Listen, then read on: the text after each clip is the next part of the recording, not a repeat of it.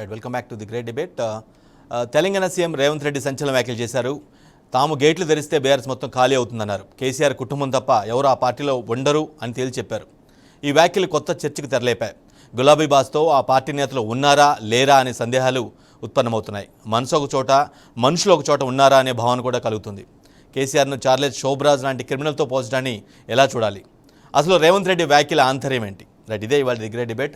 Of course ఈరోజు జరిగిన ప్రజాదీవన సభలో రేవంత్ రెడ్డి చాలా ఘాటు వ్యాఖ్యలు చేయడం జరిగింది.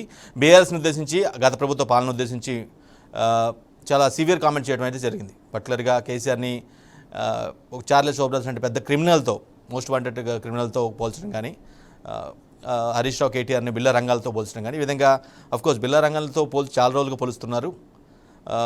అంతేకాదు, కీలక వ్యాఖ్యలు ఏంటంటే అసలు తాము గేట్లు తెరిస్తే ఖచ్చితంగా బీఆర్ఎస్ మొత్తం ఖాళీ అవుతుందనే విషయాన్ని పదే పదే చెప్పిన పరిస్థితే కనబడుతుంది. ఎక్సెప్ట్ కేసీఆర్ కుటుంబ సభ్యులు తప్ప అందరూ కూడా కాంగ్రెస్ గుటికి వస్తారని ఆయన చెప్తున్న పరిస్థితి కనిపిస్తుంది. రైట్, ఈరోజు జరిగిన ప్రజాదీవన సభలో రేవంత్ రెడ్డి ఏమన్నారు ఒకసారి విని డిబేట్ స్టార్ట్ చేద్దాం. సిగ్గు కాకుండా హరీష్ రావు మాట్లాడుతుండు. నేను మొన్న కూడా ఇవాళ కూడా చెప్తున్నా, దూలం లెక్క పెరిగింది కానీ దూడకున్న బుద్ధి కూడా లేదయా. ఇవాళ బామాడుతున్నాడు, ఇక ఆయన చాలా మాట్లాడుతుండు. ఆ పేడమూతి బోడలింగానికి నేను చెప్పదలుచుకున్నా, అరే సన్నాసి, మీ ఇద్దరిని బిల్లారంగా అన్నాం. బీఆర్ఎస్ అంటేనే బిల్లారంగా సమితిరా, దొంగలరా, తోడు దొంగలరా మీరంతా. ఈ రాష్ట్రాన్ని దేశాన్ని కొల్లగొట్టిన దొంగలరా. మీ అయ్యో ఒక చార్లెస్ శోభారాజురా.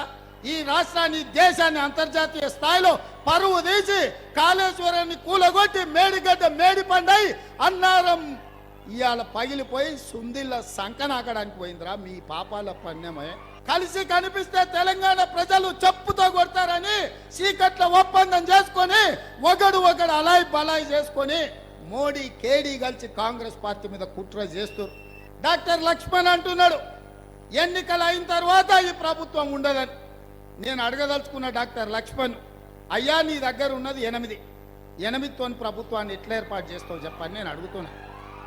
అంటే బీఆర్ఎస్ బీజేపీ ఒక్కటై కుమ్ముక్కై కుట్ర చేసి ఈ ప్రభుత్వాన్ని పడగొట్టాలన్న ఆలోచన చేస్తున్నారు. ఒకవేళ నేను అనుకుంటే గేట్లు తెరిస్తే కేసీఆర్, నువ్వు, నీ అల్లుడు, నీ ఇంటోళ్ళు తప్ప మొత్తం కాంగ్రెస్ పార్టీ కండువ కప్పుకొని ఇందిరమ్మ రాజ్యాన్ని కాంగ్రెస్ ప్రభుత్వానికి అండగా నిలబడతారు. ఇవాళ మన మిత్రుడు వెంకట్రావు గారు కూడా ఇక్కడికి వచ్చి మనకు మద్దతుగా నిలబడ్డాడు. మేము మర్యాద పూర్వకంగా రాజకీయ నీతిజ్ఞతో ఇవాళ రాజకీయాలు చేయాలనుకుంటున్నాం. మీరు మా ప్రభుత్వాన్ని పడగొట్టాలనే కుట్ర మోడీ కేడీ కలిసి చేస్తే చూస్తూ ఊరుకుంటామని అనుకోకండి. మాకు తెలుసు, లోతు తెలుసు, ఎత్తు తెలుసు, పెడితే ఎక్కడికి వెళ్ళుతో కూడా తెలుసు బిడ్డ మాకు. రైట్, అది మనుగూరు ప్రజాదీవన సభలో రేవంత్ రెడ్డి చాలా కీలకమైనటువంటి టఫ్ వ్యాఖ్యలు, చాలా సివియర్ కామెంట్స్ చేసినట్టు పరిస్థితి స్పష్టంగా అర్థమవుతుంది. ముఖ్యంగా బీఆర్ఎస్ మొత్తం కూడా ఖాళీ అవుతుందనే వ్యాఖ్యలు మాత్రం చాలా చర్చనీయాంశంగా మారాయి. రైట్, ఇదే అంశంపై డిబేట్లో పాల్గొనేందుకు మనతో పాటుగా స్టూడియోలో కాంగ్రెస్ నుంచి కాలువ సుజాత గారు, అదేవిధంగా కల్వ సుజాత గారు, అదేవిధంగా బీఆర్ఎస్ నుంచి బొమ్మరి రామూర్తి గారు జాయిన్ అవుతారు. ప్రముఖ విశ్లేషకుడు డాక్టర్ అంద సత్యం గారు కూడా సిద్ధంగా ఉన్నారు. మేడం, ముందు మీతో స్టార్ట్ చేద్దాం. ఎందుకు మీకు బీఆర్ఎస్ అంటే అంత కోపం ఎందుకు? అసలు గతంలో వాళ్ళు అధికారంలో ఉన్నప్పుడు మీ పార్టీ ఎమ్మెల్యేలు తీసుకున్నారనా? గుడ్ ఈవినింగ్ అండి మీకు, అంద సత్యం అన్న గారికి, మరియు ఛానల్ చూస్తున్నటువంటి ప్రేక్షకులకు కూడా. మాకెవ్వరి మీద వ్యక్తిగత ద్వేషాలు లేవు. వాస్తవంగా చెప్పాలి అంటే ఒక ఆక్రోశం, తెలంగాణ ప్రజల ఆత్మగౌరవాన్ని దెబ్బతీసినటువంటి బీఆర్ఎస్ ఏదైతే తెలంగాణ కోరుకొని తెచ్చుకున్నామో, ఆత్మగౌరవంతో బలిదానాలతో వచ్చిందో ఈ తెలంగాణ, మా అభివృద్ధి అవుతుంది, మా నీళ్లు, మా నిధులు, మా నియామకాలని కొట్లాడి తెచ్చుకున్నామో అదే ఆత్మగౌరవం దెబ్బతిని ఈరోజు అదే రాష్ట్రం అప్పుల పాలయ్యి, అదే రాష్ట్రంలో మీరు మాత్రం 1200 మంది శవాల మీద ఊరేగి ఈరోజు తెలంగాణ అస్తిత్వాన్ని నాశనం చేసి ఏ పేరు మీద అయితే ఉద్యమం చేసినామో ఆ పేరు పెట్టుకొని సెంటిమెంట్ మీద 2 సార్లు గద్దెనెక్కి ఈరోజు తెలంగాణని అప్పుల పాలు చేసి కుక్కలు చింపిన ఇస్తరాకులాగా చేసి తెలంగాణని సర్వనాశనం చేసి కుడితే కూడా బొంతైనా అతుక్కుంటుందేమో కానీ వీళ్ళు చేసిన పాపాలు, వీళ్ళు చేసినటువంటి దుర్మార్గము, వీళ్ళు చేసినటువంటిది ఒక్కొక్క అప్పుల కష్టాలు ఇంత అంతా కావు. నిజంగా వాస్తవంగా చెప్పాలంటే గతంలో సూది కూడా తయారు కానటువంటి దేశంలో మేము మీకు ఇచ్చేటప్పుడు 17,000 కోట్ల మిగులు బడ్జెట్ ఇస్తే ఈరోజు రాష్ట్రాన్ని 7 లక్షల కోట్ల అప్పుతో సర్వనాశనం చేసి కూర్చున్న మిమ్మల్ని చూస్తే ప్రజలు ఈరోజు ఏ ఆకాంక్షతో తెచ్చుకున్నారో తెలంగాణ ఈరోజు నిరుద్యోగ వ్యవస్థ అట్లనే పాడైపోయింది. రాష్ట్రం మొత్తం అప్లపాలైంది. ఏ రంగం చూసినా అప్లపాలు. మరి ఈరోజు ప్రజల పక్షాన నిలబడ్డ కాంగ్రెస్కి, ఇచ్చిన తెలంగాణ కాంగ్రెస్కి ఏ రకంగా కోపం ఉంటుందో ఒక్కసారి మీరు ఆలోచించండి. ఈరోజు మీ పరిస్థితి బాగుందా, నా పరిస్థితి బాగుందా, ఎవరి పరిస్థితి బాగుంది? కేవలం ఆ కుటుంబంలో పరిపాలన చేసినటువంటి మంత్రులు, ఎమ్మెల్యేలు అన్నట్లుగా నిజంగానే బీఆర్ఎస్ ఎమ్మెల్యేలు వెళ్ళే పరిస్థితుందా, లేదా జస్ట్ ఒక థ్రెటన్ లాంటిదైనా చేశారా, ఒక టాక్టిక్ లాంటిది? బీఆర్ఎస్ ఎమ్మెల్యేలు, బీఆర్ఎస్ నేతలు కానీ ఎమ్మెల్యేలు కావచ్చు, ఆ పార్టీ నేతలు, సీనియర్ నేతలు కాదు, కాంగ్రెస్లో వెళ్తారు, మేము గేట్లు తెరిస్తే మొత్తం ఖాళీ అవుతుందని ఆయన బలంగా చెప్తున్నారు. అటువంటి పరిస్థితి నిజంగా ఉందా? మీరు ఇది అన్నదానికి రేవంత్ రెడ్డి గారు, మా ముఖ్యమంత్రి గారు అన్న మాటకి మీనింగ్ నేను చెప్తాను. గతంలో ప్రభుత్వం ఏర్పడిన 3 రోజులకే ముష్టి ముఖాలు మమ్మల్ని ప్రభుత్వం కూలిపోతుంది, ప్రభుత్వం 3 నెలల్లో పడిపోతుంది, 6 నెలల్లో కొలాప్స్ అయిపోతుంది, మళ్ళీ మేము అధికారంలోకి వస్తామని మాట్లాడినటువంటి మాటలకి మేము ఆ రోజు సమాధానం చెప్పలేదు. కానీ ఇంకా ఆ రోజు 3 రోజులు అన్నారు, తర్వాత 3 నెలలు అన్నారు, తర్వాత 6 నెలలు అన్నారు. ఇప్పుడు భయపడి రేవంత్ రెడ్డి గారు ఏదైతే మహబూబ్ నగర్ సభలో ఒక్కొక్కళ్ళ తోకలు కట్ చేస్తాను రేవంత్ రెడ్డి గారు కత్తెర పెట్టుకొని తిరుగుతున్నా, తోకలు కట్ చేస్తా అన్న తర్వాత 5 సంవత్సరాలకు వచ్చారు. అంటే భయపడేవాడు ఉంటే భయపట్టిస్తూనే ఉంటారు. వెనుదిరిగి కొట్టడం మొదలు పెడితే భయం అనేది ఎట్లుంటుందో చూపించడం మొదలు పెడితే ఎట్లా ఉంటుందో చూపిస్తున్నారు రేవంత్ రెడ్డి గారు. మేము 65 మందితో ఈరోజు ప్రభుత్వాన్ని ఏర్పాటు చేసుకుంటే, ప్రజలు ఇచ్చినటువంటి మ్యాండేటరీతో మేము ఈరోజు ప్రభుత్వంలో కూర్చుంటే మాటికి మీరు మా ప్రభుత్వం పడిపోతుంది అంటారా? ఈరోజు దేశాన్ని 120 లక్షల కోట్ల అప్పు చేసినోడు 10 ఏళ్ళు ఉండొచ్చు, 7 లక్షల కోట్ల అప్పు చేసినోడు 10 సంవత్సరాలు పరిపాలన చేయొచ్చు. రాష్ట్రాన్ని ఇచ్చిన వాళ్ళము, దేశానికి స్వతంత్రం తెచ్చిన వాళ్ళం మేము ఈరోజు ప్రజలు ఇచ్చినటువంటి తీర్పుతో మేము 5 సంవత్సరాలు పరిపాలన చేయొచ్చు, మా ప్రభుత్వం పడిపోవాలి. ప్రత్యర్థులపై విమర్శలు చేసే క్రమంలో కొంత అసహనాన్ని కోల్పోవద్దు, కొంచెం దుర్భాషలాడే పరిస్థితి వస్తుంది రేవంత్ రెడ్డి గారు. ఎందుకంటే కొడకలరా అంటూ కొంత వన్ సైడ్ లాంగ్వేజ్ మాట్లాడడం ప్రాపర్ కాదేమో ముఖ్యమంత్రి హోదాలో. మాటికి మా ప్రభుత్వం కూలిపోతుంది అని అంటే ఎవరికైనా ఎంత ఫ్రస్ట్రేషన్ ఉంటుంది? మా ప్రభుత్వం కూల్చడానికి నువ్వెవడో అని అడుగుతున్నా. ఈరోజు నువ్వు కూడా వన్ ఆఫ్ ది ఎమ్మెల్యే, నువ్వు కూడా ఈరోజు ప్రతిపక్షంలో ఉన్నాను. మా 22 మంది ఎమ్మెల్యేలు ఉన్నప్పుడు మేము ప్రభుత్వం కూల్చేస్తామన్నామా? 2014లో మాకు 22 మంది ఎమ్మెల్యేలు, మేము ప్రభుత్వం కూల్చేస్తామన్నామా? 2019లో మాకు 19 + 2 21 మంది ఎమ్మెల్యేలు, మేము ప్రభుత్వం కూల్చేస్తామన్నామా? ప్రతిపక్షంలో ప్రజలు ఇచ్చిన తీర్పుకి మేము అక్కడే కూర్చొని ఉన్నాం. కానీ మేము కొట్లాడినాం మీతో. 5 మంది నుంచి 65 మందికి వచ్చాం మేము. కానీ మేము అనలేదే ఏనాడు మీరు మా 12 మంది ఎమ్మెల్యేలని తీసుకున్నా మేము మీలాగా చేస్తాం, ప్రభుత్వాన్ని కూల్చేస్తామని అనలేదు. మా పార్టీలో ఉన్న ఎమ్మెల్యేలని తీసుకొని మా ఎల్పీని విలీనం చేస్తామనే మాటలు మాట్లాడినా కూడా మేము అనలేదే, మీ మీద ఇలాంటి యుద్ధం చేయలేదే మేము. కానీ ప్రజలు ఇచ్చిన తీర్పు కట్టుబడి ప్రతిపక్షంలో కూర్చొని మిమ్మల్ని ప్రశ్నించడం 10 ఏళ్ళు. అది కదా ప్రజలు ఇచ్చిన తీర్పు, అది కదా ప్రజలు చెప్పినటువంటి ప్రజలు వేసిన ఓటుకు విలువ. మరి ఈరోజు మీరెందుకు మా ప్రభుత్వాన్ని పాడేస్తా అంటారు? మరి ఎవరికైనా కోపం రాదా? నా ప్లేస్లో ఇంకోళ్ళు ఉన్నా కోపం వస్తుంది కదా.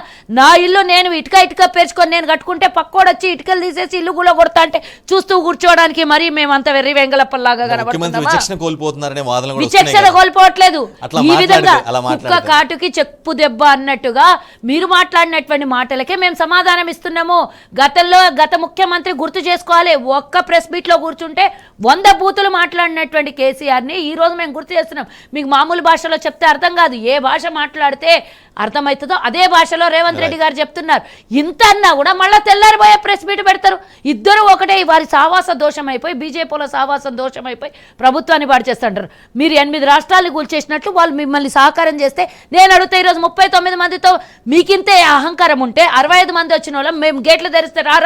ఇప్పటికే వాళ్ళు వస్తాను రెడీగా ఉంటే కూడా మాకు అవసరం లేదని మేము కామ్గా కూర్చున్నందుక మేము ఈరోజు ముఖ్యమంత్రిని కలవడానికి ప్రతి నియోజకవర్గంలో మా ఎమ్మెల్యేలు ఓడిపోయి వాళ్ళ ఎమ్మెల్యేలు గెలిచిన చోట మేము ముఖ్యమంత్రి పిలిచి వచ్చితే మాట్లాడుతున్నారు. అదే గతంలో మా 5 మంది ఎమ్మెల్యేలు ఉన్నా, 20 మంది ఎమ్మెల్యేలు ఉన్నా, ఒక్కనాడన్న ప్రగతి భవన్లో మాట్లాడేటోడా ఇదే ముఖ్యమంత్రి?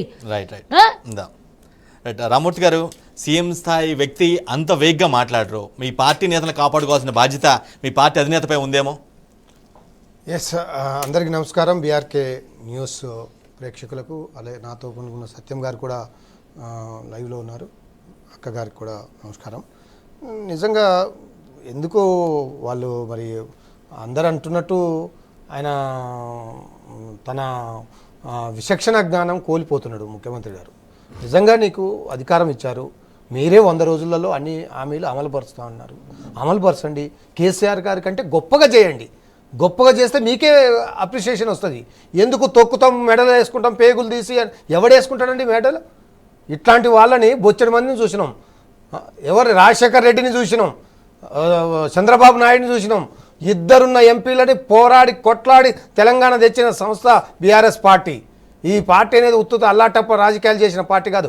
ఉద్యమ పంతాన్ని ఎంచుకున్న పార్టీ, ఉద్యమకారులని పోషించిన పార్టీ. కొన్ని లక్షల మంది 65 లక్షల మంది కార్యకర్తలు ఉన్న పార్టీ బీఆర్ఎస్ పార్టీ. అంటే హామీలు అమలు చేసే సమయం లేకుండా, సమయం ఇవ్వకుండానే మీరు ఈ విధంగా పాయింట్అవుట్ చేయడం వల్ల ఇటువంటి రియాక్షన్ వస్తుంది అనేది చాలా మంది వాదన. కాంగ్రెస్ మేము ఎక్కడ డేట్ పెట్టలేదు, వాళ్ళు పెట్టిన డేటే 100 రోజులు. డిసెంబర్ బిల్లు మేము కడతామని ఆయనే చెప్పిండ్రు. వెంటనే డిసెంబర్లో ఎన్నికలు అయిపోయిన తర్వాత వెంటనే మీరు రుణమాఫీ చేస్తారు, మీరు వెంటనే 2 లక్షలు తీసుకోండి అని చెప్పిండు ఆయనే. 100 రోజులు చెప్పింది కూడా వాళ్ళే. రేపు 17వ తారీఖు 100 రోజులు అవుతాయి. 100 రోజులు అయిపోతే అప్పుడు కాంగ్రెస్ పార్టీని ఎలా బొందబెట్టాలో ప్రజలు నిర్ణయిస్తారు. మేము కాదు. వీళ్ళకు దమ్ముంటే, కాంగ్రెస్ పార్టీ వాళ్ళకు దమ్ముంటే కొత్త వాళ్ళని తీసుకోకుండా పాత కాంగ్రెస్ పార్టీ వాళ్ళు ఉన్నారు కదా, మేడం లాంటి వాళ్ళు చాలామంది ఎప్పటి నుండో పనిచేస్తున్న వాళ్ళకు గెలిపించుకోమని, వాళ్ళకి ఇచ్చి టికెట్లు ఎందుకు కొత్త వాళ్ళని తీసుకొని వాళ్ళకు టికెట్లు ఇస్తారని మాయమాటలు చెప్పడం ఎందుకు? మా వెంకటేష్ నేతను తీసుకున్నారు. ఇప్పుడు మా ఎమ్మెల్యేని తీసుకోవడానికి ఆయన కాలేజీల మీద దాడులు చేసి బొక్లైన్లు పెట్టి తవ్వి తీసుకోవాలని ఏదో ఒక ప్రయత్నాలు చేస్తున్నారు. భయపెట్టి, అంటే అధికార దాహం ఉన్నదని, అధికారం ఉన్నదని ఒక కక్షపూరితమైన వాతావరణం సృష్టించి భయపెట్టి లాక్కోవాలని చూస్తే ప్రజలు రేపు కర్రుగాల్చి వాత పెడతారు. కాబట్టి రేవంత్ రెడ్డి గారు, మీకున్నది 100 రోజులు అవుతున్నాయి. 100 రోజులలో విషయంలో నిబంధనల అతిక్రమణ జరిగిందేమో అనేది కొంతమంది వాదన. అంటే నిబంధనలు ఉంటే ఆయన తొడగొట్టి సవాల్ చేశాడు కాబట్టి, ఈర్ష్యతోటి, ఒక అధికారం వచ్చిందని ఒక అహంకారంతో ఆయనని ఇబ్బంది పెడుతున్నారు. ఆయన కాలేజీల మీద దాడి చేస్తున్నారు. కాబట్టి ప్రజలు ఆలోచిస్తున్నారు. కాబట్టి అహంకారపూరితమైన వాళ్ళు ఎవరు కూడా శాశ్వతంగా ఉండిన దాఖలు ఈ రాష్ట్రంలో, ఈ దేశంలో లేవు. కాబట్టి ఈయన అహంకారం, ఇష్టమైన లంక బిందెలని వచ్చినామని అంటాడు. లంక బిందెలు ఎవరు ఎత్తుకుతారండి? ఎవరు ఎక్కడెక్కడనో పాడుబడ్డ బంగ్లాలల్లా, పాడుబడ్డ దేవాలయాలల్లా, లేదా మొత్తం అక్కడ ఒక దొంగలు ఎత్తుకుతారు. మరి ఆ దొంగ లాంటి వాడు ఇడికొచ్చి మేము లంకె బందులు ఉన్నాయని చూస్తే ఎట్లా, ఉన్నాయని అనుకుంటే ఎట్లా? కాబట్టి నువ్వు కేసీఆర్ గారి కంటే గొప్ప పరిపాలన చేయి. కేసీఆర్ గారు ఏం చేసిండో అంతకంటే గొప్పగా చేయి. లేదా మీరు ఇచ్చిన హామీలు నిలబెట్టుకోండి. 420 అబద్ధాలు ఆడిరు, అధికారంలోకి వచ్చారు, 6 గ్యారంటీలు అన్నారు. ఒక్కటి కూడా ఎందుకు ఇవ్వలేదండి? 2500 మహిళలకు ఎందుకు ఇవ్వలేని? రుణమాఫీ 2 లక్షలు ఎందుకు చేయలేదండి? రైతుకు 15,000 రూపాయలు ఎందుకు ఇవ్వలేదండి? ఎందుకు ఇవ్వలేదండి? ముసలిళ్ళకు పాపం వృద్ధులండి, వాళ్ళకు 4,000 ఇస్తానన్నారు, ఎందుకు ఇవ్వలేదు?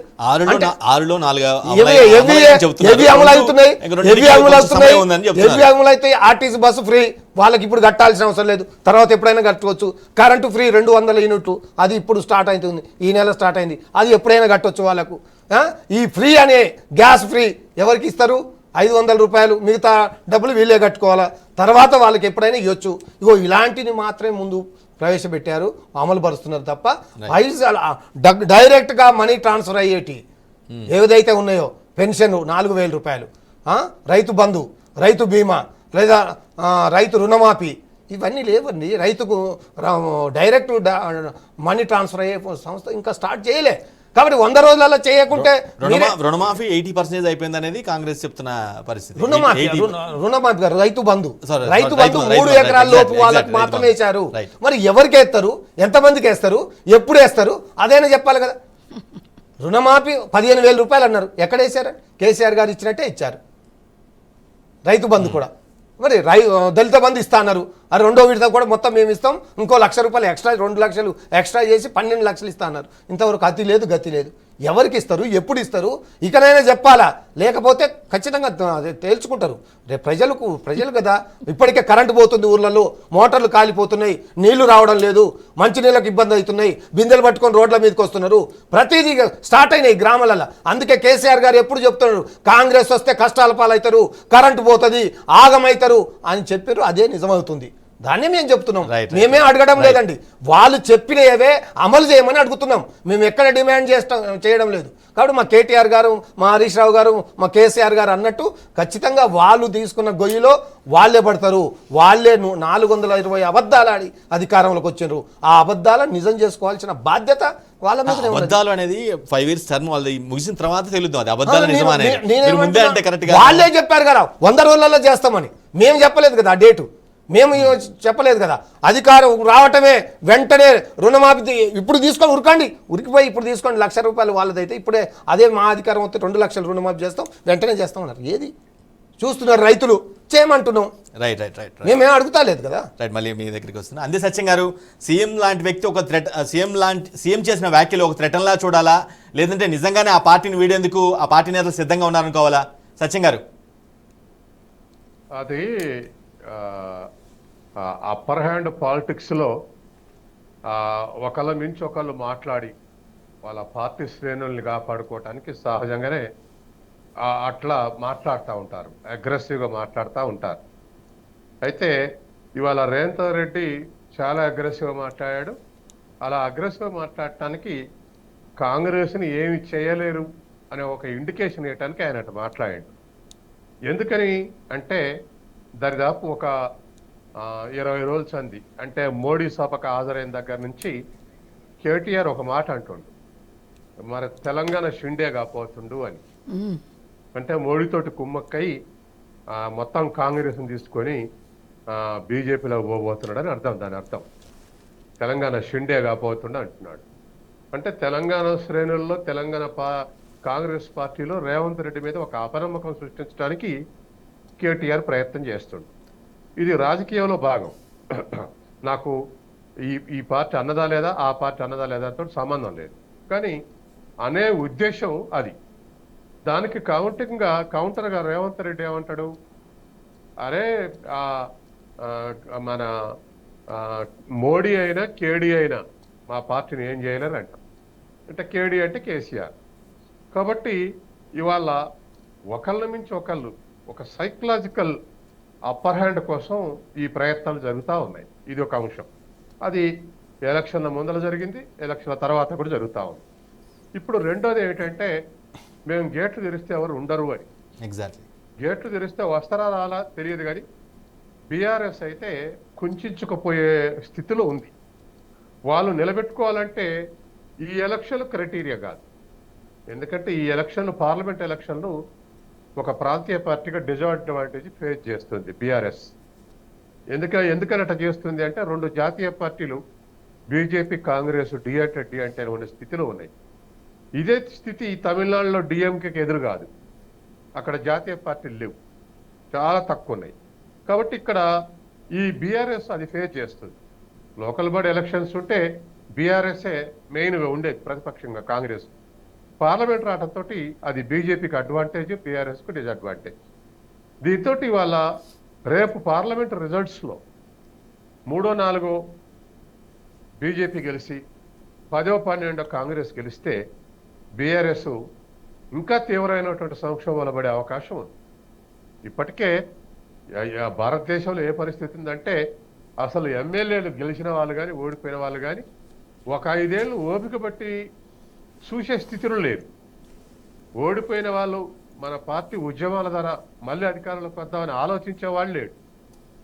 ఈ 5 ఏళ్ళు మళ్ళీ అధికార పార్టీలో పోతే ఉన్న ఆస్తులు రక్షించుకోవచ్చు, గత 10 ఏళ్ళలో సంపాదించుకున్నాయి. వాటి మీద దాడులు చేస్తే మనం ఎప్పటికీ రక్షించుకోలేము. కాబట్టి అలా పోయి ఈ రక్షించుకొని 5 ఏళ్ళు అయినాక మళ్ళీ అప్పుడు అవకాశాన్ని బట్టి చూద్దాం. ఏ పార్టీకైనా ఏ పార్టీ నేతలకైనా వర్తిస్తుంటారు అంతేనా? ఏ పార్టీ నేతలకైనా అదే ప్రాస్పెక్ట్ ఆలోచిస్తున్నారు అంటారు. హలో సత్యం గారు, అది మీరు చెప్పినట్టుగా ప్రతి పార్టీకే వర్తిస్తుందేమో ఆ విధంగా, ఈ విధంగా స్వలాభం కోసం వెళ్ళిపోవటం. ప్రతి పార్టీకి, నేను ఒక పార్టీ అనలే. కాబట్టి ఇటువంటి సిచ్యువేషన్ వాళ్ళ పాలిటిక్స్ ఉన్నాయి. కాబట్టి రేపు బీఆర్ఎస్ పార్లమెంట్లో కనుక 5, 6 గెలవకపోతే ఖచ్చితంగా రిసీవింగ్ ఎండ్లో ఉంటుంది. ఎమ్మెల్యేలు చేరిపోవటం ఖాయం. అటు బీజేపీ ఇటు కాంగ్రెస్ అనేది వాళ్ళ యొక్క అడ్వాంటేజ్ని బట్టి తీసుకుంటారు. కాబట్టి ఇవాళ ఉన్నటువంటి సిచ్యువేషన్లో ఇది పరిస్థితి. రేపు చాలామంది గత 10 రోజులుగా 7-8 మంది ఎమ్మెల్యేలు ముఖ్యమంత్రిని కలిసినప్పుడు ఏమంటున్నారు, మేము పనులు చేయించుకోవడానికి పోయినాం అంటున్నారు. అంటే పార్టీ మార్పుడు యాక్ట్ మన అనుసరించకుండా, తనకు వర్తించకుండా ఆ మాటలు అంటున్నారు.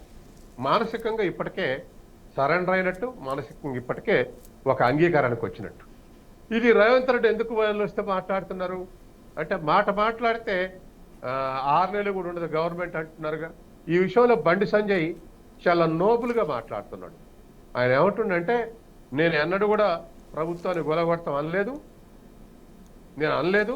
లక్ష్మణ్ గారు అంటున్నారు కదా, లక్ష్మణ్ గారు చాలా సార్లు అన్నారు కదా. ఒక నిమిషం ఆగండి, నన్ను చెప్పనియండి.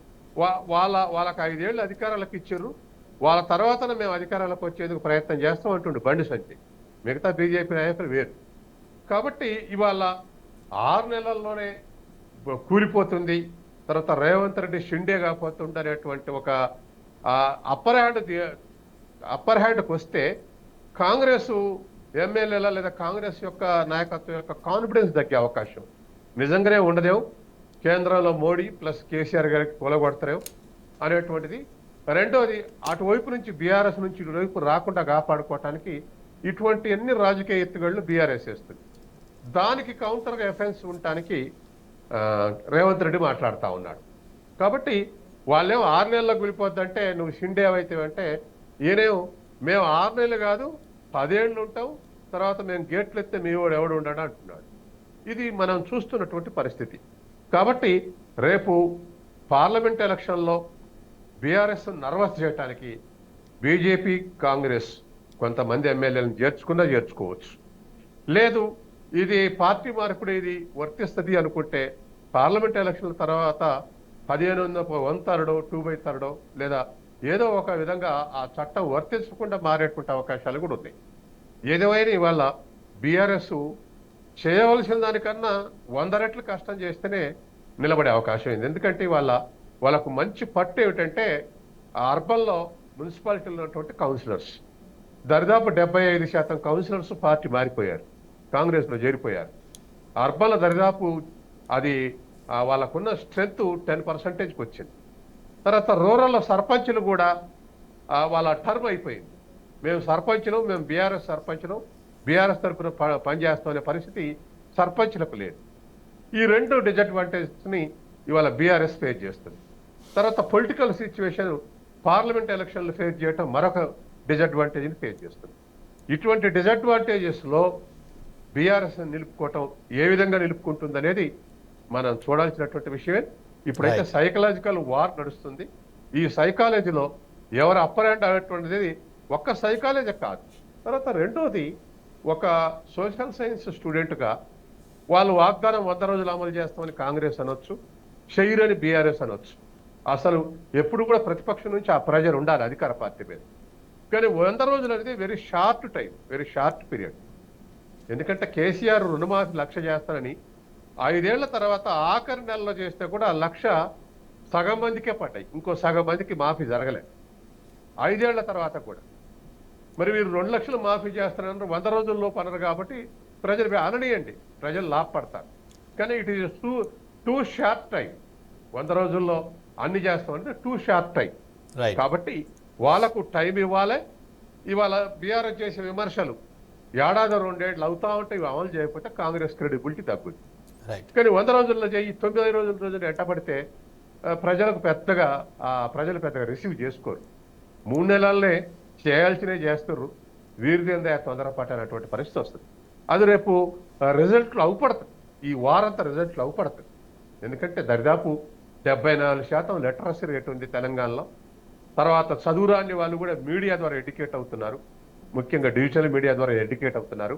కాబట్టి డెసిషన్ తీసుకునేటువంటి క్యాపబిలిటీస్ దానికి ఉన్నాయి. తర్వాత మరొక ఆ డిసడ్వాంటేజ్ ఏమిటంటే రేపు మొన్న అసెంబ్లీ ఎలక్షన్లో వేసేటప్పుడు కాంగ్రెస్కు వేసే ఓటర్లు షేక్ అవుతూ వేశారు. వీళ్ళు 5-6 ముఠాలు ఉన్నాయి, తర్వాత వీళ్ళకి వేస్తే అధికారంలోకి వస్తారో రారో, అమ్మో అసలు కేసీఆర్ 95 సీట్లు వస్తాయి అంటున్నాడు, వీళ్ళకి వేసిన దండగే అని భయపడుకుంటూ వేశారు. ఇప్పుడు ఒక కాన్ఫిడెన్స్ వచ్చింది జనానికి, కాంగ్రెస్కి ఇప్పుడు ఈజీగా వేస్తారు, కేసీఆర్ని ఓడించవచ్చు అనేటువంటి ఒక కాన్ఫిడెన్స్ వచ్చింది వాళ్ళకి. కాబట్టి సర్వేలలో వస్తుంది 39 నుంచి 29% పడిపోతుంది బీఆర్ఎస్ ఓటింగ్ అని. అది నిజమే, నాకున్న అంచనా కూడా వాస్తవమే. అదేదో బీఆర్ఎస్ని అవమానించడానికి అనట్లే నేను, ఉన్న ఫ్యాక్ట్స్ మనం అనలైజ్ చేస్తే ఆ స్థితి అగుపడుతుంది. కాబట్టి ఇవాళ వీళ్ళు అనేటువంటి ఈచ్ వన్ అంటే 2 పార్టీల మధ్య అప్పర్ హ్యాండ్ కావడానికి పార్లమెంట్ ఎలక్షన్ల ముందర కొంత అగ్రెసివ్నెస్ చోటు చేసుకుంటుంది. ఆ మాటలు వ్యక్తిగతంగా అనుకునేటువంటి మాటలు కూడా వస్తా ఉన్నాయి. వాటన్నిటిని కూడా ఇవాళ గతంలో కేసీఆర్ అన్న మాటలు విన్న వాళ్ళకు రేవంత్ రెడ్డి అన్న మాటలు సేమ్ ఉన్నాయిలే అనుకునే పరిస్థితి అది ఉంది. మేడం, చార్లెస్ శోభరాజ్, బిల్లా రంగాల్ అంటే మోస్ట్ వాంటెడ్ క్రిమినల్స్ అందరూ తెలిసిందే, బాగా దోపిడీలు పాల్పడ్డారు. అటువంటి వ్యక్తులతో కేసీఆర్ని పోల్చడం అనేది కొంత ఓవర్ స్టెప్ లాంటిదో. ఎందుకంటే ఆయన ఎంత కాదనుకున్న 10 ఏళ్ల పాటు ముఖ్యమంత్రి చేశారు. తెలంగాణ డెవలప్మెంట్లో కాస్త కూస్తూ ఆయన పాత్ర ఖచ్చితంగా ఉంటుంది, మీరు అవునన్నా కాదన్నా. అట్లా ఆ విధాన్ని కంపేర్ చేయడానికి కొంచెం ఎక్స్ట్రీమ్గా వెళ్ళారేమనేది కొంతమంది ఫీలింగ్. ఫస్ట్ ఆఫ్ ఆల్ సోదరుడు నాకు ఒక మాట చెప్పాడు, 420 హామీలు అన్నాడు. ఇది అగౌరవపరచడం అని నేను అంటాను. దానికి అపాలజీ చెప్పాలి బీఆర్ఎస్ వాళ్ళు.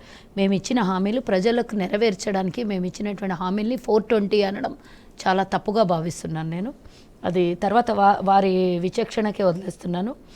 5 లక్షలతో ఈరోజు 5 లక్షలు ఇల్లు కట్టుకోవడానికి ఈరోజు భద్రాచలంలో మేము ఇచ్చినటువంటి హామీలో గృహలక్ష్మి హామీని నెరవేర్చాము. ఈరోజు 5 లక్షలు అంటే ఒక్కొక్క కాన్స్టిట్యున్సీకి 3,500 ఇంటూ 119 కాన్స్టిట్యున్సీ, ఆల్మోస్ట్ 4.5 లక్షలకు పైగా ఇండ్లను ఈరోజు ఆమోదం తెలిపి దాన్ని ఈరోజు అమలుపరిచినటువంటి విషయం గుర్తు చేసుకోవాలి. అంటే మేము ఇచ్చిన హామీలో ఇది పూర్తిగా అమలు జరగడం.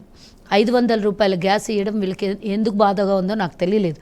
ఒకటి, బస్సులు ఉచితమైనటువంటి బస్సులు ఇచ్చడంలో వల్ల మొట్టమొదట దాన్ని వ్యతిరేకించింది వీళ్ళే, ఆటో కార్మికుల్ని రెచ్చగొట్టింది వీళ్ళే. నేను అడుగుతున్న ఈరోజు 51% తెలంగాణలో ఉన్నటువంటి మహిళల్ని అఘోరపరిచి అవమానించి వాళ్ళకు ఉచిత బస్సునిస్తే మీరు ఆటో కార్మికుల్ని రెచ్చగొట్టడం అనేది ఎంతవరకు కరెక్టు? ఉచిత బస్సులు ఇవ్వడం మీరు ఎందుకు వ్యతిరేకులా అని అడిగినాం, దానికి ఆన్సర్ ఉండదు. ఎందుకంటే మళ్ళీ ఓట్ల బ్యాంక్ కదా, ఓట్లు సాధించుకోలేరు కదా. కాబట్టి మేము అడిగిన దానికి సమాధానం లేదు, కానీ రెచ్చగొడతారు. అదే యాదాద్రి పైకి కొండ మీదకి ఆటోలు నెల్లనీయకుండా ఆటో కార్మికుల్ని ఇబ్బంది పెట్టొచ్చు, వాళ్ళు ఏమన్నా చేసుకొని చావచ్చు, లేదా వాళ్ళకు ఉపాధి లేకుండా రోడ్ల మీద పడ్డా పర్వాలేదు, మీద దుకాణాలన్నిటిని తొలగించేసి కిందికి పంపిస్తే కింద వ్యాపారాలు లేక ఎంతోమంది 500కు పైన కుటుంబాలు అల్లాడితే మా ఈరోజు బీర్లా ఎమ్మెల్యేగా ఉన్నటువంటి వ్యక్తి 1 సంవత్సరం పాటు ఆ కుటుంబాల్ని రోజు నిత్యావసరాల సరుకులు ఇచ్చి ఆదుకున్నటువంటి మాట వాస్తవం కాదా? 35 మంది ఆర్టీసీ ఉద్యోగస్తులు చనిపోవడం అబద్ధమా నిజమా? అది రికార్డులు ఆన్ రికార్డ్ నేను చెప్పేది. అలాగే ఇంటర్ విద్యార్థులు ఒక 50 మంది చనిపోతే కూడా చలించినటువంటి ఈ ప్రభుత్వం, ఆ రోజు మేము ఈ ప్రభుత్వం మీద మేము పోరాటం చేసినాము. నాకు ఇక్కడికి ఇంకా చూడండి, ఇవన్నీ ఇదిగో పోలీసు వాళ్ళ దెబ్బలు. ఇప్పుడు అదే ఆర్టీసీ ఉద్యమంలో ఇంటర్ విద్యార్థులు గ్లోబరీనాకి వీళ్ళకి కావాల్సిన వాళ్ళకి అంటగట్టుకుంటే నేను 5th ఫ్లోర్లో ఉంటాను, 4th ఫ్లోర్లో గ్లోబరీనా సంస్థ ఉంటుంది. ఆ గ్లోబరీనా సంస్థకి నా 5th ఫ్లోర్లో ఉంటే నన్ను పోనీయకుండా ఆంక్షలు పెట్టి నన్ను నడి రోడ్డు మీద పోలీసులు లాక్కొని పోయి పోలీస్ స్టేషన్లో నా ప్రైమసిస్లోకి పోనీయకుండా ఇబ్బంది పెట్టింది. ఆ రోజు విద్యార్థుల్ని చంపేసిండ్రు, మా లాంటి వాళ్ళని ఇబ్బంది పెట్టిండ్రు, రకరకాలుగా. అవన్నీ పక్కన పెడతాను. నేను ఈరోజు 420 హామీలు అనడానికి నేను చాలా కోపంగా మాట్లాడుతున్నాను. 200 యూనిట్ల ఉచిత విద్యుత్ ఇవ్వడం మీకు అసలు తట్టుకోలేకపోతారు. ఇచ్చిన హామీలు ఏంది? మేము ఈరోజు ఛాలెంజ్గా తీసుకుంటే కాంగ్రెస్ టకా చేసేస్తుంది, ఎక్కడ సందు దొరకనిస్తలేదు. మేము ఒకటంటే 2 చేసేస్తుంది, ఒకటంటే 2 చేసేస్తుంది. మేము పూర్తిగా ఖజానా ఖాళీ పెట్టినాము. వీళ్ళు అన్నారు కదా, మేము రాగానే రైతు బంధు వేసేస్తాము, 15,000 రూపాయలు వేసేస్తాము, రుణమాఫీ 2 లక్షల రూపాయలు చేసేస్తామంటే 7,500 కోట్లు ఉంటే వాటిని వాళ్ళ కాంట్రాక్ట్లకి బిల్లులు పేమెంట్ చేసుకోవడం ఇది అవాస్తవమా వాస్తవమా? ఏదైతే రైతు బంధు వేస్తామని మీరు చెప్పినో 27వ తారీఖున టంగ్ టంగ్ టంగ్ అని గంట కొడుతుందని హరీష్ రావు చెప్పిండో ఆ రోజు మాయమైనటువంటి డబ్బుని అది వాస్తవమా అవాస్తవమా వీళ్ళు రైతు తెలుసు. బంధు రుణమాఫీ మీరు కూడా చాలా స్పష్టంగా చెప్పారు, వెంటనే చేసేస్తాం అన్నారు. మరి డిలే అయింది కదా మరి. నేను చెప్తాను 7,500 రూపాయలు రైతు బంధు కోసం ఉన్న డబ్బుల్ని ఎందుకు మాయం చేశారు? నెక్స్ట్ ప్రభుత్వానికి క్యారీ ఫార్వర్డ్ అయితే మీరు అప్పటి వరకు మీకు కావాల్సిన వాళ్లకు కాంట్రాక్టర్లకు అందరికీ ఈ 7,500 రూపాయలని 7,500 కోట్ల రూపాయలని ట్రాన్స్ఫర్ చేసుకున్నది అవాస్తవమా? రాగానే ఖజానా ఖాళీ పెడితే వీళ్ళు లంకే బిందెలు అనే మాట మాట్లాడతారు. లంకే బిందెలు అనంటే మా కోసం కాదు, తెలంగాణ ప్రజల కోసం. మేము మీకు లంకే బిందెలు ఇచ్చినాం కదా, 17,000 కోట్ల మిగులు బడ్జెట్ ఇచ్చినాం. మీరే కదా ప్రతి వేదిక మీద చెప్పింది ఏంది? తెలంగాణ రాష్ట్రం ధనిక రాష్ట్రం, ధనిక రాష్ట్రం అంటే ఏ ఉద్దేశంతో వచ్చాడు కేసీఆర్? ధనిక రాష్ట్రాన్ని ఈరోజు బిచ్చమడుకునే రాష్ట్రంగా చేసేసినావు కదా, నా రాష్ట్రాన్ని అప్పులపాలు చేసినావు కదా. నేను ఇచ్చిన రాష్ట్రాన్ని, నా కాంగ్రెస్ ఇచ్చిన రాష్ట్రాన్ని మీరు ఈరోజు ధనిక రాష్ట్రాన్ని పేద రాష్ట్రంగా చేసేసింది కదా. ప్రభుత్వం ఉండగలదా? నేను ఒక నిమిషం నేను చెప్తాను. మేము మీరన్నట్టుగానే 11 సార్లు మేము పరిపాలించామంటే 55 ఏళ్ళు సుమారుగా మేము పరిపాలించినాం. దేశానికి స్వతంత్రం వచ్చినప్పుడు అట్ ద సేమ్ టైం ఉమ్మడి ఆంధ్రప్రదేశ్ వచ్చినప్పుడు కానీ భారతదేశం స్వతంత్రం వచ్చినప్పుడు గుండు సూది కూడా తయారు కాలేదు అని నేను ఇందాకనే చెప్పిన. మరి అలాంటి రాష్ట్రాన్ని అలాంటి దేశాన్ని మేము అభివృద్ధి చేసి ఇన్ని సంస్థల నిర్మాణం చేసి ఇంత అభివృద్ధి చేస్తే మీకు ఇచ్చినప్పుడు 17,000 కోట్ల రూపాయలు మిగులు బడ్జెట్, 67,000 కోట్ల రూపాయలు అప్పులు. అంటే 16 మంది ముఖ్యమంత్రులు పరిపాలిస్తే 67,000 కోట్లు ఎట్లయితుంది? ఒక్క ముఖ్యమంత్రి 9.5 సంవత్సరాలలో 7 లక్షల కోట్ల అప్పు చేయంగా అదనంగా రాష్ట్ర ప్రభుత్వంకు ఉన్నటువంటి ఆస్తులన్నిటినీ బినామీ పేర్ల మీద మార్చేసుకొని హైదరాబాద్ శివార్లో ఉన్న ఒకే ఒక చోట, నేను చెప్తున్నా 100 ఎగ్జాంపుల్ అవసరం లేదు, గచ్చిబౌలి సరౌండింగ్లో 5 లక్షల కోట్ల రూపాయల భూమి, విలువైనటువంటి భూమిని వీళ్ళు బినామీల దగ్గరికి మార్చడం, అది ఆన్ రికార్డ్ పట్టుకోవడం కూడా జరిగింది. ఇది అవాస్తవం అంటారా? ఈరోజు ఒక శివబాలకృష్ణ అనే ఒక వ్యక్తిని పట్టుకుంటేనే 10,000 కోట్ల రూపాయలు ఒక్కోడి స్కామ్ చేయడం అనేది ఈరోజు మీ ప్రభుత్వంలో జరిగినటువంటి అవినీతి పరిపాలన కాదా? దీనికి రేవంత్ రెడ్డి గారు మాట్లాడడం తప్పంటారా? వాళ్ళు అనేవరండి మహారాష్ట్రలో ప్రభుత్వాన్ని కూల్చేసిన ఇందాక సత్యమన్నారు, ఏక్నాథ్ షిండే అనొచ్చు, రేవంత్ రెడ్డి గారిని ముఖ్యమంత్రిని అవమానించవచ్చు, మేము బీజేపీలోకి పోయి మా అంటే అభద్రత పాలు చేయాలి, మా వాళ్ళని ఇబ్బంది పెట్టాలి, మీరేదో ఒరగబెట్టాలి అనుకోవడం. అవును, 7 లక్షల కోట్లు ఎందుకు అప్పు చేసినావు? ఇంతవరకు లెక్కలు లేవు. మేము శ్వేతపత్రాలు రిలీజ్ చేస్తే వీళ్ళు పోయి నల్గొండలో మీటింగ్ పెడతారు. ఈరోజు కాళేశ్వరం ప్రాజెక్టు మీద పూర్తిగా కాగే రిపోర్ట్ ఇచ్చింది కదా, పూర్తిగా అవినీతి పాలైనటువంటి ప్రాజెక్ట్ ఇదని. మమ్మల్ని నమ్మకండి, మీరు కాగ్నేత నమ్ముతారు కదా. కాగేం రిపోర్ట్ ఇచ్చింది? నాణ్యత లేనటువంటి కట్టడము, పూర్తిగా అసలు స్ట్రక్చర్కి కానివ్వండి అసలు ఇంజనీర్లకు ఎలాంటిది కూడా సంబంధం లేకుండా కన్స్ట్రక్షన్ ఎల్లంటోడే చెప్తున్నాడు కదా. మేము 2019 నుంచి హెచ్చరిస్తూనే ఉన్నాం, మాకు సంబంధం లేదు, మేము రీకన్స్ట్రక్షన్ చేసి ఇయ్యమని చెప్తున్నాం. దీంట్లో ఏమంటారు చెప్పండి? నా తెలంగాణ సొమ్ముని ఈ విధంగా దోచుకున్నాను ఏమంటారు? వాళ్ళు ఇండైరెక్ట్లీ దొంగలు, కేడీలు, గుండాలు, ఇందాక చెప్పిన పేర్లు బిల్లాలు, రంగాలు. ఆ రోజు వాళ్ళ పేర్లు వింటేనే భయపడేవాళ్ళం. నేను చిన్నగా ఉండేదాన్ని, బిల్లా రంగా పేరు చెప్తే మా అమ్మ అన్నం తినకపోతే లేదంటే ఎక్కడికైనా స్కూల్కి నేను డుమ్మా కొడతాను అంటే బిల్లా రంగాలు వస్తారు దారిలో అని చెప్పేవాళ్ళు. ఈ రోజు మనం చెప్పుకుంటున్నాం కేసీఆర్ వర్గం అంతా దోచుకున్నారు అని. ఎందుకు చెప్తున్నాము అని అంటే ఆనాడు మేము పిల్లలం భయపడినాం, ఈరోజు పెద్దలు తెలంగాణలో 4 కోట్ల మంది ప్రజలు భయపడుతున్నారు బిల్లా రంగాలు అని అంటే. వాళ్ళు మార్చుకున్న పేరు కూడా అలాగే ఉంది చూడండి, టీఆర్ఎస్ నుంచి BRS, be for Billa, are for Ranga. దోచుకున్నది recover చేసి ప్రూవ్ చేస్తే మీరు ఆ మాట ఇప్పటికే పట్టుకున్నాం కదండి, ఇప్పటికే పట్టుకున్నాం కదా.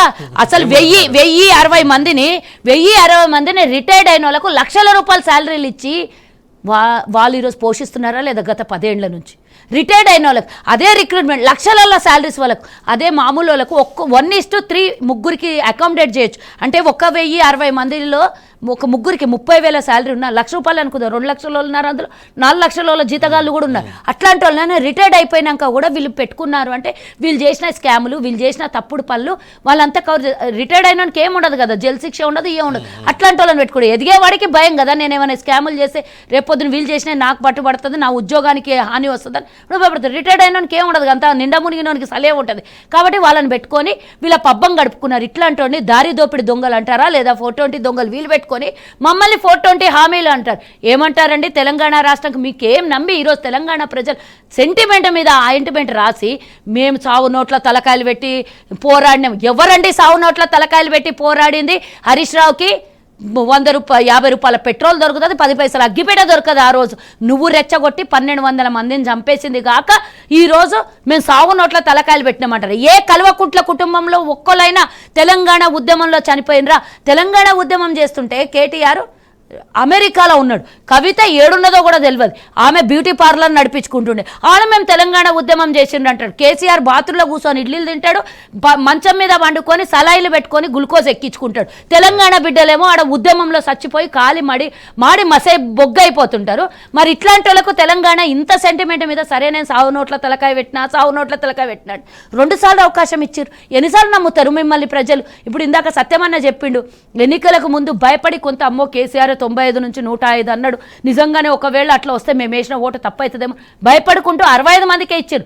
ఒకవేళ నిజంగానే ప్రజలు అసలు కేసీఆర్ గెలవడం అని అంటే మీరన్న 95 మాకు వస్తుండే, మీరు ఏ 10కో 5కో పడిపోతుండే. కానీ ఒక భయంతో వేసినటువంటి ఓట్లు ఇప్పుడు క్లియర్గా ఉంది.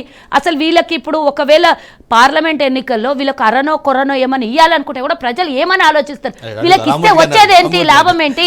గతంలో 9 మంది వీళ్ళ అధికారంలో ఉన్నప్పుడు గతంలో 9 మందికి ఇచ్చారు. ఏం చేసి పొడిచి తెచ్చారు తెలంగాణకి? నా తెలంగాణ విభజన చట్టంలో ఇచ్చినటువంటి హామీలు ఒక్కటన్నా నెరవేర్చిండ్రా మీరు? ఒక్కటన్నా ఒక గిరిజన యూనివర్సిటీ అన్నా తేగలిగినరా కొట్లాడి? లేకపోతే రైల్వే కోచ్ ఫ్యాక్టరీని అన్నా తెలియగలిగినరా? పోనీ ఐటీఐఆర్ ప్రాజెక్ట్ ఇక్కడి నుంచి గుజరాత్ తరలించుకొని పోతుంటే బీజేపీ వాళ్ళని ఆపగలిగినరా? 4 రైతు చట్టాలు నల్ల చట్టాల మీద కొట్లాడిన వాళ్ళకి కనీసం అడ్డం ఇడు ఒక్క ధర్నా చేయగలిగినరా? తెలంగాణ ఏం చేసిండ్రని మిమ్మల్ని నిజంగా ప్రజలు నమ్మాలి. రామూర్తి గారు, ఇచ్చిన హామీల్లో 4 పూర్తిగా అమలు చేశారని మీరు అభ్యంతరం వ్యక్తం చేస్తున్నారు, లేదంటే అన్ని హామీలు ఒకేసారి అమలు చేయలేదని మీరు గవర్నమెంట్ టార్గెట్ చేస్తున్నారా? నిజంగా తెలంగాణ సమాజం ఓట్లేసినందుకు ఇప్పుడు బాధపడుతున్నారు. నిజంగా వాళ్ళు అభయాస్త్రం అని పేరు పెట్టుకున్నారు. అది అభయాస్త్రం కాదండి, అబద్ధాల అస్త్రం, మోసాల అస్త్రం, దొంగల అస్త్రం. అది ఎందుకు అంటే నేను ఒకటే అడుగుతున్నాను, వీళ్ళు చెప్పింది ఏంటంటే ఒక్కటి సమాధానం చెప్పానండి.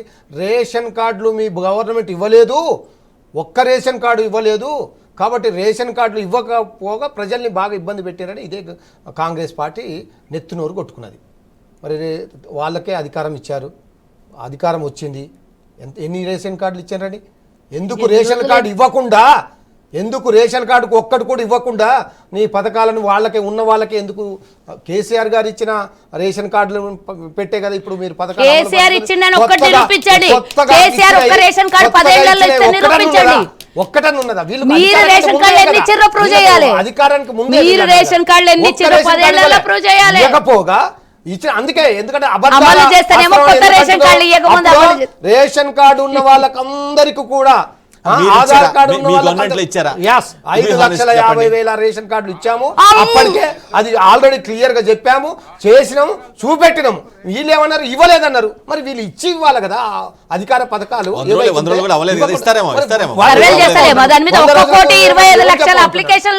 ఎవరు చెప్పారు? రేవంత్ రెడ్డికి భయం ఏర్పడ్డది, అహంకారం ఏర్పడ్డది. భయంతో ఎక్కడ నా అధికారం పోతుందో, ఎట్లా గుర్తుంటుందో అనే భయంతో అహంకారపూరితమైన మాట.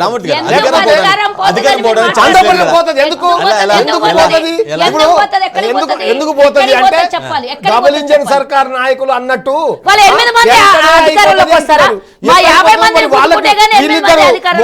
మోడీ గారిని అంబానీని తిట్టే మన ఎవరైతే రాహుల్ గాంధీ గారి దగ్గరికి తెలియకుండా ఈయన మోడీ గారిని కాలు మొక్కుతాడు, మోడీ గారిని అది చేస్తాడు. ఆయన పోయి అక్కడికి పోయో ఏది అమెరికా పోయో అంబానీ కలుతాడు, మంచిగా అన్ని రకాలుగా మాట్లాడుకుంటారు.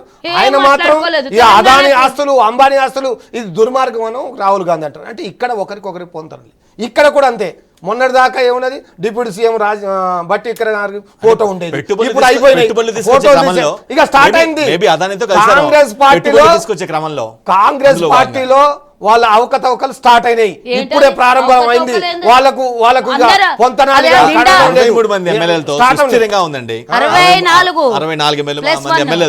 చాలా కాన్ఫిడెన్స్ గా చాలా స్ట్రాంగ్ గా ఉంది. ఎలా నీకు అధికారం ఉన్నది, అది ఉన్నది, కానీ చేసేది చేయక కేసీఆర్ గారి కంటే గొప్పగా చేయకుండా అరే ఇంకా మేము కేసీఆర్ గారికి ఇట్లా చేసి వీళ్ళు ఆస్తుల గురించి ఒక్కటి మాట్లాడరు, అప్పుల గురించే మాట్లాడుతున్నారు. మాట్లాడుతున్నారు. ఈ దేశంలో 23 రాష్ట్రాల కంటే తక్కువ అప్పులు ఉన్న రాష్ట్రం తెలంగాణ రాష్ట్రం. గదెందుకో చెప్పరు. మరి ఆస్తుల గురించి చెప్పరు. ఎన్ని కట్టించడం, ఎన్ని కార్యక్రమాలు చేసినాం, ఎంత ఇగో ఈ రకంగా కరెంటు ఇప్పుడు కరెంటు పోతుంది, అప్పుడు పోలే, ఇప్పుడు నీళ్లు రావడం లేదు, ఇప్పుడు నీళ్లు రాలే, కరెంటు మోటార్లు పేలిపోతున్నాయి, మొత్తం ఆగమైపోతున్నారు. రైతులకు అర్థమైపోయింది. కాంగ్రెస్ కేసీఆర్ గారు అన్నట్టు కాంగ్రెస్ వస్తే కథం అయిపోతుంది, కరెంటు పోతుంది, కష్టాల పాలవుతాం అన్నది మళ్ళీ మొదలైంది. అది స్టార్ట్ అయింది, ఇప్పుడు పోతున్నాయి, మొత్తం అన్ని రకాలుగా ఇబ్బంది పడుతున్నారు. కాబట్టి వీళ్ళకి ఏం చేయాలనో అది చేస్తారు. కర్రు గాల్చి వాళ్తా పెట్టే రోజులు దగ్గరున్నాయి. ఎందుకు అంటే కాంగ్రెస్ని కానీ బీజేపీ కానీ తెలంగాణ హక్కుల కోసం కానీ తెలంగాణ సంస్థల కోసం కానీ తెలంగాణ రాష్ట్రం కోసం కానీ వీళ్ళు ఎక్కడ పని చేయలేదు.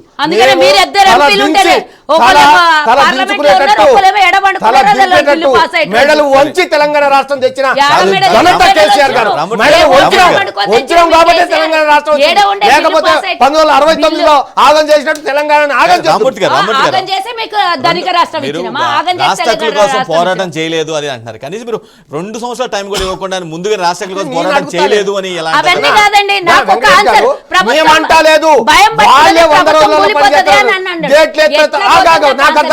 గేట్లు ఎత్తేస్తే మొత్తం వస్తున్నారు. మరి ఇప్పుడు ఇప్పటిదాకా వచ్చిన బొంతు రామోడు గేట్ కాదు, మీ ఇల్లు దుంకి వచ్చిండా? బొంతు రామోహన్ ఎట్లా వచ్చిండు? లేకపోతే ఇక్కడ మన వెంకటేష్ నేత ఎట్లా వచ్చిండు? లేదా మహేందర్ రెడ్డి ఎట్లా వచ్చిండు? ఆల్రెడీ తీసుకున్నారు కదా. గేట్లు తెరిస్తే వస్తామండి. ఏడ గేట్లు తెరుస్తారు? ఇంకా ఏడ వచ్చేటోళ్ళు ఎవరు లేరు. భయపెట్టాలని చూస్తున్నారు. అధికారం ఉన్నది, అహంకారంతో భయపెట్టి ఏదో చేయాలని చూస్తున్నారు. కానీ కేసీఆర్ గారు ఒక్కడున్నప్పుడే ఉద్యమ సింహం లాగా పోరాడిండు. 100 మంది, మా దగ్గర 65 లక్షల మంది కార్యకర్తలు ఉన్నారు టీఆర్ఎస్ పార్టీకి. 65 లక్షల మంది కార్యకర్తలతో తిరుగులేని రాజకీయ శక్తిగా ఇక్కడ అవతరించింది. ప్రాక్టికల్ గా ఏ రాష్ట్రంలో అయినా సరే అధికార పార్టీ భయపడాల్సిన అవసరం ఉండదేమో అనేది నా ఫీలింగ్. ఆయన బయటపడ్డట్టే మాట్లాడుతున్నాడు. ఆయన ఎవరు హామీలు నెరవేర్చాలంటే ఫస్ట్ మహిళలకు 2500 ఇచ్చాయి. ఫస్ట్ నీకు దమ్ముంటే, నువ్వు మగాడు అయితే, నీకు సేవాలు ఉంటే నువ్వు మాట్లాడు, అది చేయండి. ఉంటే నీకు నువ్వే అంటున్నావు కదా, ఇష్టం వచ్చినట్టు కేసీఆర్ అంటున్నావు కదా. నువ్వు కేసీఆర్ గారి కంటే ఎక్కువ పని చేయి, రుణమాఫీ చేయి. ఒక దళితుడిని అవమానపరిచాడు. గుడి సాక్షిగా 2 ఫోటోలు ఉండేది. ఇంతకుముందు బట్టి గారి ఫోటో ఉండేది, ఇంతకుముందు రేవంత్ రెడ్డి గారి ఫోటో, బట్టి గారి ఫోటో తీసేసిండు, డిప్యూటీ సీఎం ఫోటో. ఇప్పుడు లేదు. అన్ని పథకాలలో రేవంత్ రెడ్డిది ఒకటే. ఈ రోజు రేవంత్ రెడ్డి గారితో ఇప్పుడు అవమానపరిచిన రెడ్డిలందరూ ఒక దగ్గర, ఒక దళితుడిని కింద కూర్చోబెట్టి ఇవాళ జరిగినది.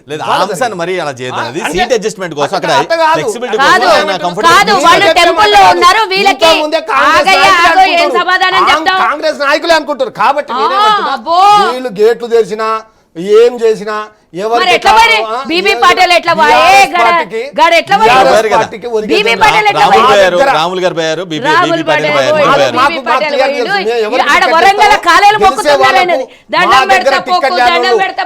చల్లని రూపాయలే పోతున్నాయి. పోనీయండి, మాకు ఉరిగేది ఏం లేదు. మేము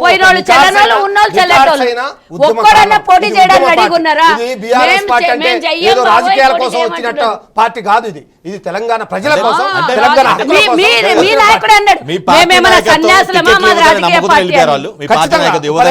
ఫర్ ఎగ్జాంపుల్ సీతారాం నాయక్ బీజేపీకి పోయిండండి. సీతారాం నాయక్ ఎందుకు పోయిండు? సీతారాం నాయక్ గారికి ముందే ఆడ కవిత గారు ఎంపీ అయ్యారు, మళ్ళీ ఆమెకే టికెట్ ఇచ్చారు కాబట్టి ఆయన వెళ్ళిపోయారు. జలగం వెంకట్రావు గారు ఇలా వెళ్ళిపోయాడు బీజేపీకి. ఎందుకు వెళ్ళిపోయారు? ఆయన ఎప్పుడో ఇండిపెండెంట్ గా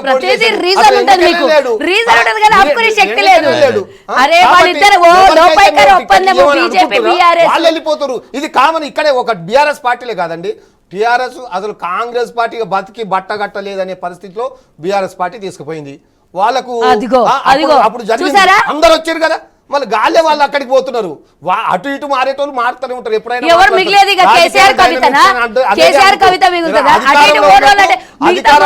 భయపెట్టొద్దు అంటున్నా.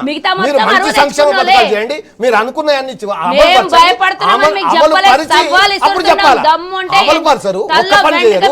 చేయకపోగా మళ్ళీ కేసీఆర్ గారిని తిట్టి కేసీఆర్ గారిని అవమానపరిస్తే ఊర్చు ఊరుకోం. ఎందుకంటే మీ దాంట్లో ఉన్నారు, సిండేలు ఎవరో కాదు, మీరు రేవంత్ రెడ్డి తొందరలోనే ఎట్లా? ఎట్లా? తొందరలోనే రేపు వేగ్గా కామెంట్ చేయొద్దు ప్లీజ్, వేగ్గా కామెంట్ చేయొద్దు ప్లీజ్, వేగ్గా కామెంట్ చేయొద్దు. ఇలా మీరు మాట్లాడుతూ clarity ఊరుకుంటారా? ఇవ్వండి. ఇస్తే ఓకే. ఇట్లా మాట్లాడుతూ చెప్తాం. ఊరుకుంటారా? క్లియర్ గా చెప్తాం. ఇట్లా మాట్లాడుతూ ఎందుకు? ఊరుకుంటారా మిమ్మల్ని? 100% ఊరుకోవాలి. ఎవడు వాడు కూర్చేసాడు దమ్మున్న లంగా కొరికి మీ నేను దాంట్లో ఇట్లా ఉన్నారు. మాట్లాడతా, నేను సిండే ఇట్లా ఎవరి నుంచి వచ్చిండు? మాట్లాడతాను మరి సిండే ఎట్లా ఎవరు? అంటాడు? అబ్యూజ్ లాంగ్వేజ్ వద్దు. మరి ఇంకేదో మాట్లాడతారండి సిండే ఎట్లా అంటాడు? ఎవరండి? ఏ పార్టీ వాడండి? మీ మీ కేసీఆర్ పార్టీ వాడే. దొంగ, మీ మీ కేసీఆర్ పార్టీ వాడే దొంగ. కదా. కేసీఆర్ సిండే దొంగ. ఎవరు? ఏ పార్టీ? అమిత్ షాతో మోడీతో సంకల జోరుతాడు పోయి ఢిల్లీలో పోయి ఆడమొస్తాడు ఈడ మరి. కేసీఆర్ గారు 2 పార్టీల భర్తం బట్టే నాయకుడు ఒకే ఒక్కడు ఈ ఏం రాష్ట్రంలో. భర్తం పడతాడు? పోయాడు రాష్ట్రంలో భరతనాట్యం రాష్ట్ర చేసేస్తున్నాడు హక్కుల కోసం, బీజేపీ వాళ్ళ దగ్గర. కేంద్రంలో భరతనాట్యం కొట్టాడాలంటే, చేసేస్తున్నాడు. పార్లమెంట్ లో కొట్టాలంటే ఒక బీఆర్ఎస్ పార్టీ మాత్రమే ఎందుకు? లోక్సభ ఎన్నికల్లో మేడం ఒక్క నిమిషం మేడం, సుజాత మేడం, శాత కాదు, మీరే కదా అధికారంలో ఉన్నారు. మీరు అధికారంలో ఉన్నారు కదా, ఎంకరేజ్ చేయమని. ఒక మహిళలు అడ్డం పెట్టుకొని రాజకీయం చేస్తున్నాడు. లోక్సభ ఎన్నికల్లో మీకు మెజారిటీ సీట్లు వస్తే మీరు చెప్తుంది నమ్ముతారు జనాలు, ఒకవేళ వస్తే మాత్రమే. వస్తాయి. అప్పటి వరకు మీరు జస్ట్ వస్తాయి. ఏదో రాడా? అలిగేట్ రాడా? ఆల్రెడీ అయిపోయింది. దిక్కులేవాడా? ఈ అయిపోయింది. అసెంబ్లీ వీళ్ళు ఎన్నికలలో ఇది మూడేళ్ల అబద్ధాల ముందు. అస్త్రం అని ప్రజలు తేల్చేసిండ్రు. ఇది రైట్, ఇక రైట్. సత్యం గారు మోసాల ఒకసారి అస్త్రం, దొంగల అస్త్రం అని ఆల్రెడీ తేల్చేసిర్రు. ఇక దొంగల అస్త్రం అని మున్నోళ్ళందరూ పోతున్నారు. పార్లమెంటులో మున్నోళ్ళందరూ ఇక్కడ అందరూ సమాజం పోతున్నారు. తెలంగాణ మా హక్కులు కేసీఆర్ కాపాడాలంటే, భీముడు, మా తెలంగాణకు కేసీఆర్ రావాల్సింది యోధుడు అని మేము ఎందుకు అడగాలంటే పోరాటం చేస్తలేరు? అది బీఆర్ఎస్ పార్టీ ఎంపీలు పార్లమెంట్ లో ఉంటేనే సాధ్యం. రైట్. అది ఏం ప్రజలు చేశారు? చేసిర్రు. ఇప్పుడు 9 మంది ఉంటే ఏం చేసిర్రు? అప్పుడు 12 మంది ఉంటే ఏం చేశారు? సమయం ఇప్పుడు మించిపోతుంది. అధికారమే లేదు. ఎక్కువ టైం తీసుకున్నారు. ఇప్పుడు సత్యం గారు అధికారమే ఒకసారి లేదు. ఏం చేస్తారు మీరు? సత్యం గారితో ఒకసారి తో మళ్ళీ ఇందాక నేను మల్లారెడ్డి గురించి ఒక మాట చెప్పడం మళ్ళీ మర్చిపోయినా, ఇస్తాం, ఒక మాట అవకాశం చెప్పినాక సత్యమన్నకి ఇవ్వండి. మల్లారెడ్డి కంటే మేము బ్లాక్ మెయిల్ చేస్తున్నామంట. 1000 ఎకరాలు ఈ రోజు అక్రమంగా ఆక్రమించుకున్నాడు. వీళ్ళకి మంచోడు అదే ఇప్పటి వరకు 3 ఎకరాలకు కూడా వాళ్ళు రైతు బంధు ఇవ్వలేదు. 3 ఎకరాలు ఉన్న వాళ్ళకు కూడా ఎవరికి ఇస్తారో చెప్పండి. ఎవరికి ఇస్తారో చెప్పండి. ఎంతమందికి ఇస్తారో చెప్పండి. ఇప్పటికైనా ఒక క్లారిటీ ఉందా? లేదు రైట్, రైట్. లేదు. నేను చెప్తాం లేదు. మీకెందుకు తొందర? అలానే 100 మంది ఇప్పటికైనా 10 ఏళ్ళు లేదు. మొత్తం అంతా కొల్లగొట్టి, అయిపోయింది. అబద్ధాల అస్త్రం తేలిపోయింది. అయిపోయింది. ఢిల్లీకి సత్యం గారితో ఎవరెవరి దగ్గర కాళ్ళ కింద చాలా మోకరిస్తారు మంది ఇస్తున్నారు. చూద్దాం. సత్యం ఎల్లుండి గారు, ఢిల్లీ పోతుంది కదా సత్యం గారు, కవిత. ఇప్పుడున్న పొలిటికల్ సిచ్యువేషన్ లో బీఆర్ఎస్ నేతలు నిజంగానే వెళ్ళే పరిస్థితుందా? కాంగ్రెస్ ఓపెన్ చేస్తే, గేట్లు ఓపెన్ చేస్తే అర్థం కావట్లేదు నాకు. అర్ధగంట తగాదా నాకు ఏమని నన్ను కూర్చోబెట్టి మీరు నన్ను ఎందుకు అడుగుతున్నారో అర్థం కావట్లేదు. ఇదేం డిబేట్ అండి? రైట్ రైట్ రైట్ 1 by 1 నడపాలి, లేకపోతే లేదు. Right right please make your point. చెప్పండి. ఇప్పుడున్న పొలిటికల్ సిచ్యువేషన్లో మీరు అన్ని క్లీన్గా అబ్జర్వ్ చేస్తున్నారు కాబట్టి గేట్లు ఓపెన్ చేస్తే నిజంగా బీఆర్ఎస్ నేతలు పోయే పరిస్థితి ఉందా లేదా? ఇప్పుడున్నటువంటి పరిస్థితుల్లో కాంగ్రెస్ ఫేవర్గా ఉందండి కండిషను. ఎందుకంటే మనం మొన్న రిజల్ట్స్ చూసాం, ఇప్పుడు రాబోయే సర్వేలు కూడా వస్తూ ఉన్నాయి. కాబట్టి ఖచ్చితంగా కాంగ్రెస్ అడ్వాంటేజ్లో ఉంది. తర్వాత రెండోది, రానున్నటువంటి దాంట్లో పార్లమెంట్ ఎలక్షన్లో సహజంగానే బీజేపీకి అడ్వాంటేజ్ ఉంది. కాబట్టి రేపు దీనికి ఉన్నటువంటి డిసడ్వాంటేజ్ని ఫేస్ చేసుకొని ఎమ్మెల్యేలు ఇమీడియట్ గెయిన్స్ కోసం పార్టీలు మారే అవకాశం ఉంది. తర్వాత రెండోది, కేసీఆర్కు నమ్మకస్తులు కూడా పార్టీని వదిలేశారు. నిన్న హుజూర్నగర్ ఎమ్మెల్యే, మాజీ ఎమ్మెల్యే సైదిరెడ్డి కేసీఆర్ ఉప ఎన్నికల్లో నిలబెట్టి గెలిపించాడు. చాలా క్లోజ్నెస్ ఇచ్చారు. కానీ ఓడిపోయిన తర్వాత తన ఎగ్జిస్టెన్స్ కొరకు బీజేపీని చేరారు. బహుశా రేపు నల్గొండ ఎంపీగా పోటీ చేస్తే గిరిజనుకి ఇవ్వకపోతే ఆయనకి ఇవ్వచ్చు కూడా. అందుకని పొలిటికల్ ఎగ్జిస్టెన్స్ కొరకు వాళ్ళకు ఈ సిద్ధాంతాలు ఏమి లేకుండా ఎవరైనా ఏ పార్టీనా మారే స్థితిలో ఉన్నారు. ఇవాళ ఖచ్చితంగా రిసీవింగ్ ఎండ్లో ఉంది మాత్రం బీఆర్ఎస్ఏ, బీజేపీ కాదు, కాంగ్రెస్ కాదు. అది ఏ మేరకు ప్రజలు అవుతారు, ఏ మేరకు రిజల్ట్స్ వస్తాయి, పార్లమెంట్ ఎలక్షన్లో రిజల్ట్స్ అబ్సల్యూట్గా వస్తే ఖచ్చితంగా ఆ ప్రెజర్ బీఆర్ఎస్ మీద ఉంటుంది. తర్వాత రెండోది, ఇవాళ ఉన్నటువంటి ఈ పరిస్థితుల్లో ఎమ్మెల్యేలకు వాళ్ళకి ఇమీడియట్ గెయిన్స్ కావాలి. ఇంకో 5 ఏళ్ళు వాళ్ళు అట్లా ఓపిక పట్టే స్థితిలో లేరు. కాబట్టి ఏదో ఒక పార్టీలో చేరిపోవాలన్నటువంటి రెండోది. మూడోది, పార్టీ మారదలుచుకుంటే ముందే మారాలి. ఆలస్యంగా పోతే వాళ్ళ పొజిషన్స్ కష్టం కాబట్టి ఇతరులు ఆక్యుపై చేస్తారు. కాబట్టి ముందే పార్టీ మారేటువంటి అవకాశం ఉంది. కాబట్టి వీటన్నిటి దృష్ట్యా ఇవాళ గవర్నమెంట్ తోటి ఒక 10 మంది ఎమ్మెల్యేలు టచ్లో ఉన్నది వాస్తవం. వాళ్ళు ఎప్పుడు మారుతారనేటువంటిది ఒకటి, గవర్నమెంట్ ఎప్పుడు అనుమతిస్తుందనేది, రెండవది ఎప్పుడు మారితే అడ్వాంటేజ్ ఉంటుందనేటువంటిది కాంగ్రెస్ చూసుకుంటుంది. కాబట్టి వీటన్నిటి దృష్ట్యా ఇవాళ పార్టీ మార్పులు ఉండేటువంటి అవకాశం ఉంది. అంటే సత్యం గారు పార్టీ మారుని స్వప్రయోజనాల కోసమేనా లేదంటే ఆ పార్టీ అధినాయకత్వం మీద నమ్మకం లేక వెళ్తున్నారంటారా? ఇక్కడ రెండు చాలా కీలకమైన విషయాలు. ఫస్ట్ స్వప్రయోజనం అండి. రెండోది వాళ్ళు ముందు మమ్మల్ని ప్రొటెక్ట్ చేయలేరు, మా పొలిటికల్ లైఫ్ ని, మా పొలిటికల్ క్యారియర్ ని ప్రొటెక్ట్ చేయలేరు అన్ని పార్టీలో అనేటువంటి జరుగుతున్నాయి. బీఆర్ఎస్ లో ఉన్నటువంటి వాస్తవం.